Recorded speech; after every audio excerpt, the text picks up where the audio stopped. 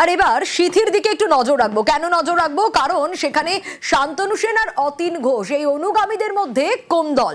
অতীন ঘোষ অনুগামীদের মারধরের অভিযোগ উঠছে শান্তনু সেনের অনুগামীদের বিরুদ্ধে, আর তাতেই একেবারে উত্তেজনার পরিস্থিতি তৈরি হয়। প্রতিবাদে শান্তনু সেনের বাড়ির সামনে বিক্ষোভ অতীন ঘোষের অনুগামীদের। দেখাচ্ছি সেই ছবি, দেখুন।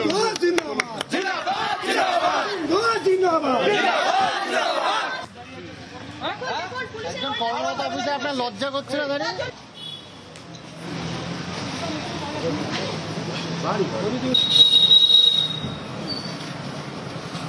এবং শান্তনু সেন এই বিক্ষোভের জেরে বাইরে বেরিয়ে আসেন।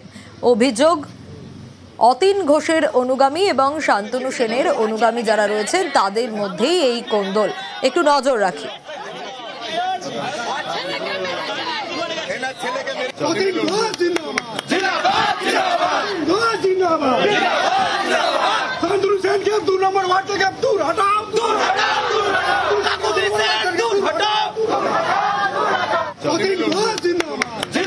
একে অপরের বিরুদ্ধেই অভিযোগ। আরো ডিটেইল এ বিষয়ে অনুপ জানাতে পারবে। অনুপ, তারপর কি হলো? এখন কি পরিস্থিতি? কেন এই অনুগামীদের মধ্যে মারধরের অভিযোগ? সূত্রপাত কোথায়? পুরোনো বিবাদ, সেই বিবাদকে ঘিরেই কিন্তু এই গন্ডগোলের সূত্রপাত। গতকাল সিটিতে কিন্তু একেবারে প্রথমে কিন্তু গন্ডগোলের সূত্রপাত হওয়ার অভিযোগ হচ্ছে শান্তনু সেনের যে অনুগামী তাদেরকে মারধর করে অতীন ঘোষ বিধায়ক, তার অনুগামীরা মারধর করে এবং এর পরবর্তীতে প্রতিবাদে একেবারে শান্তনু সেন অনুগামী তারা সিটি থানায় যায়।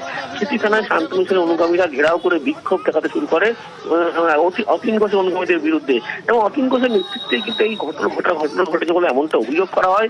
এরপরে শান্তনু সেন এবং তার স্ত্রী কাকুলি সিং তারা কিন্তু সিটি থানা দ্বারস্থ হয়। দুপক্ষই পরবর্তী সিটি থানা দ্বারস্থ হলেও দুপক্ষই অভিযোগ করে, কিন্তু পরবর্তী লক্ষ্য করা যায় যে শান্তনু সেনের বাড়ির সামনেও কিন্তু একেবারে সঙ্গে থাকো অনুপ, দেখি দুপক্ষের অভিযোগ পাল্টা অভিযোগ রয়েছে, কি বক্তব্য দেখি। হঠাৎ করে কিছু বাইরের ছেলে যারা আমাদের বিধায়কের সঙ্গে নাকি যুক্ত আছে এলোপাতাড়ি মাস শুরু করে আর বলে কাউন্সিলরের এখানে কোনো চলবে না, এখানে চলতে গেলে বিধায়কের কথা মতন চলতে হবে, বিধায়কের কথা মতন যদি না চলো তাহলে আজকে এরকম মেরে গেছি, আগামী দিন মারারও করে দেবো। আমার পায়েও বিভৎস মারে, কাউন্সিলর যায় কাউন্সিলরকেও ধাক্কা মারে, ধাক্কা মেরে ফেলে দেয়। তার প্রতিবাদ করতে যায় আমাদের ওয়ার্ডেরই দলের কর্মীরা, কিছু ছেলেরা, তাদেরকেও বেধড়ক মারপিট মারে।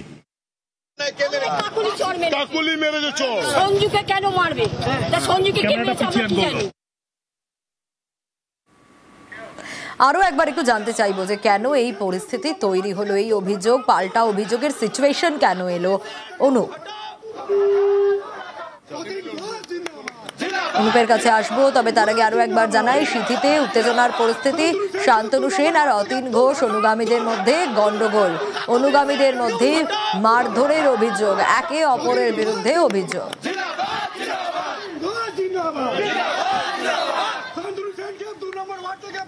যা হয়েছে, আমার যা যা বলার সমস্ত আমি লিখিতভাবে আমার স্থানীয় পুলিশ প্রশাসনকে জানিয়ে গেছি। এর বাইরে আমি একটাও কথা বলবো না।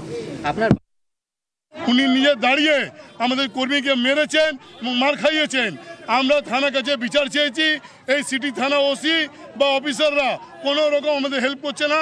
এমনকি ওনাকে বলা হয়েছে যদি এফআইআর না করেন আমরা এর প্রতিবাদে থানা ঘেরাও করব। আর এবার নজর রাখবো, বাংলা বলায় হেনস্থার অভিযোগ বারবার উঠে এসেছে। হরিয়ানায় আটকে দক্ষিণ দিনাজপুরের 10 শ্রমিক, হরিরামপুর, কুশমন্ডি এবং গঙ্গারামপুরের অনেক শ্রমিক আটকে রয়েছে। আটক শ্রমিকদের তথ্য তলব হরিয়ানা পুলিশের। আরো বিস্তারিত এই বিষয়ে জানাতে পারবে অনুপ, রয়েছে আমার সঙ্গে। অনুপ, দেখো সোনিয়া, একদমই দক্ষিণ দিনাজপুরের 11 জন শ্রমিকের তথ্য চেয়েছিল রাজ্য থেকে জেলার কাছে। তার মধ্যে একজন শ্রমিক হরিরামপুরের সৃষ্টি এলাকার নাজিমুল রহমান, তার পরিবারের তরফ থেকে যেটা জানা গেছে যে গত মঙ্গলবার রাত্রে তাদেরকে ছেড়ে দেওয়া হয়। 5 দিন সেও তার পরিবার নিয়ে আটক ছিল গুরগাঁও থানার এলাকায়, তাদেরকে আটকে রাখা হয়েছিল। 5 দিন পর তার তথ্য যাচাই করার পরে তাকে ছেড়ে দেয়, কিন্তু বাকিরা কিন্তু এখনো আটক রয়েছে 10 জন। বাকি তার মধ্যে 7 জন রয়েছে হরিরামপুর ব্লকের, 2জন কুসুমুন্ডি ব্লকের এবং 2জন গঙ্গারামপুরের রয়েছে। রাজ্যের তরফ থেকে যে তাদের তথ্য পাঠানো হয়েছে, সেই তথ্য জেলার তরফ থেকে খুব শীঘ্রই পাঠানো হবে বলে জানা গেছে। সোনিয়া, বেশ। গুড়গাঁও থাকতো, ওই সিএনজি অটোগুলো চালাইতো। তো একদিন দুপুরে ধরে নিয়ে গেছে, নিয়ে যাওয়ার পরে 4-5 দিন মতন রাখার পর রাত্রেবেলা ছেড়ে দিয়েছে। বাংলা বললেই বাংলাদেশি তকমা, বাংলার বাইরে বাংলার শ্রমিকদের হেনস্থা, আর অবশেষে তা মেনে নিল বিজেপি।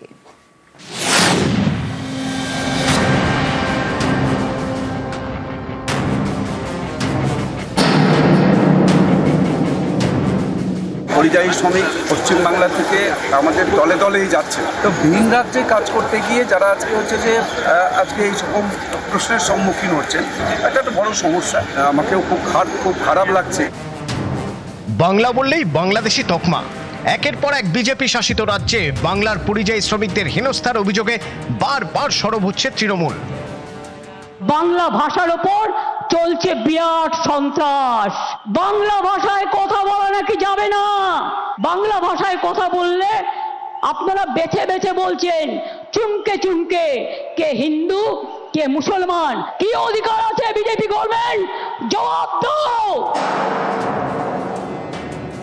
মমতা বন্দ্যোপাধ্যায় সুর চড়ালেও বাংলাভাষীদের হেনস্থার কথা মানতে চাননি বিজেপি নেতারা।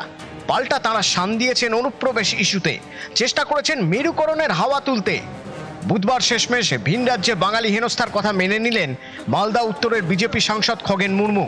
খগেন মুর্মু যে জেলার সাংসদ, সেই মালদার পরিযায়ী শ্রমিকরাও ভিন রাজ্যে গিয়ে হেনস্থার শিকার হয়েছেন। পরিযায়ী শ্রমিক পশ্চিমবাংলা থেকে আমাদের দলে দলেই যাচ্ছে। তো ভিন রাজ্যে কাজ করতে গিয়ে যারা আজকে হচ্ছে যে আজকে এই সকম প্রশ্নের সম্মুখীন হচ্ছেন, এটা একটা বড় সমস্যা। আমাকেও খুব খারাপ লাগছে। আজকে তাদের নিজস্ব পরিচিতিপত্র যা আছে, তাদের যে রিলেভেন্ট পেপারগুলো আছে, সেটা যাতে তারা সময়ের মধ্যে এবং যা যা ওখানে কোয়ারি করা হচ্ছে সেগুলো তারা জমা দিলে পরে নিশ্চয়ই ব্যাপারে যে তাদের কোনো রকম সমস্যা হবে। তারা যদি সত্যি এখানকার বাসিন্দা থাকে, তো ওরা যদি আমাকে বলেন নিশ্চয়ই বিষয়টা অবশ্যই। বিজেপি সাংসদের খগেন মুর্মু সাহেবের এই বিলম্বিত বোধোদয়কে আমরা ওয়েলকাম করব।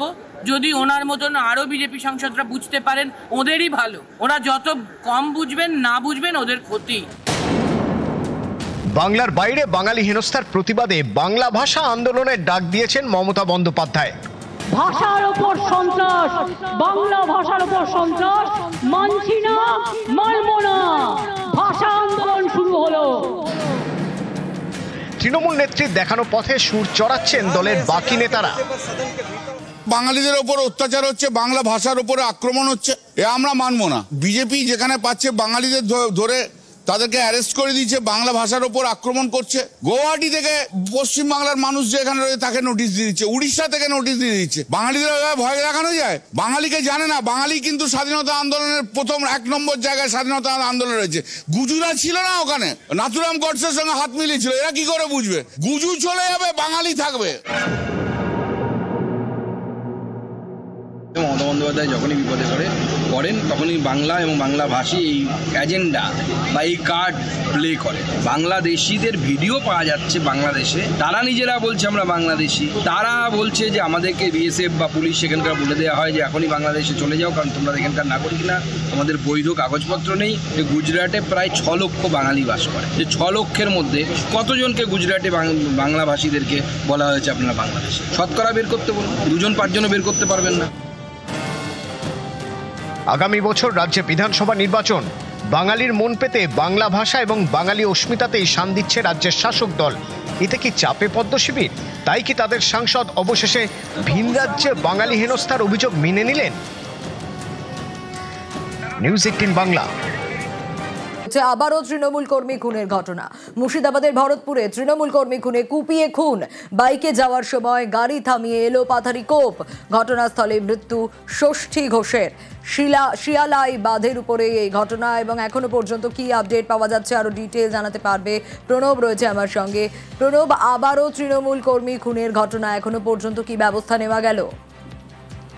দেখো, ইতিমধ্যেই পুলিশ 3 জনকে আটক করেছে এবং তাদেরকে জিজ্ঞাসাবাদ করছে। এবং এই খুনের ঘটনার পেছনে কোনো রাজনৈতিক খুন না, পুরাতন বিবাদ ছিল প্রতিবেশীদের সঙ্গে, তার কারণে খুন, সেটা কিন্তু তদন্ত করছে ভরতপুর থানার পুলিশ। গতকাল সন্ধ্যাবেলাতে যখন সে মাঠের কাজ করে বাইকে করে এসে বাঁধের ওপরে গাড়িটাকে রেখে হেঁটে যাচ্ছিল, কুয়ে নদীর যে বাঁধ রয়েছে শিয়ালাই গ্রামের দিকে যাচ্ছিল, সেই সময় কয়েকজন দুষ্কৃতী তাকে ঘিরে ধরে এবং এলোপাতাড়ি কোপাতে থাকে এবং তারপরে কিন্তু ঘটনাস্থলে মৃত্যু হয়।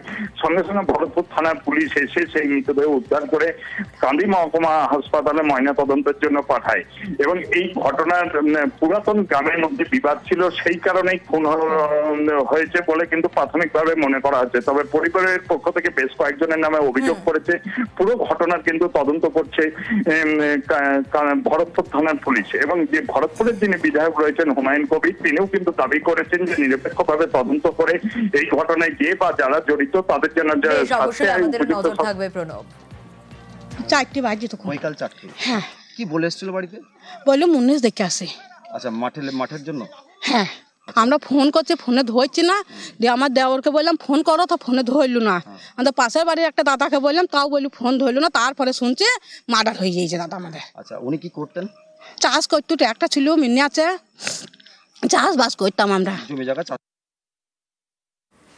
আর এবার নজর রাখবো বসিরহাটের দিকে। ধর্ষণ খুনের অভিযোগে বিহারে গ্রেপ্তার 1 জুলাই মহিলাকে ধর্ষণ করে কুপিয়ে খুনের ঘটনা।